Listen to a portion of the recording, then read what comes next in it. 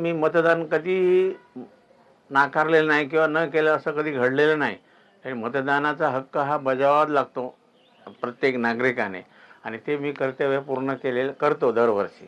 तो उमेदवार लोकांचं कार्य करणाराच आहे असं समजून आम्ही त्याला निवडून देतो. त्यामुळे त्याच्याकडून आमच्या ज्या अपेक्षा असतात किंवा समाजाच्या अपेक्षा ज्या असतात त्या अपेक्षा तो पूर्ण करेल याची आम्हाला खात्री असते. मतदान हे मला वाटतं की हे प्रत्येक व्यक्तीनं करायलाच पाहिजे.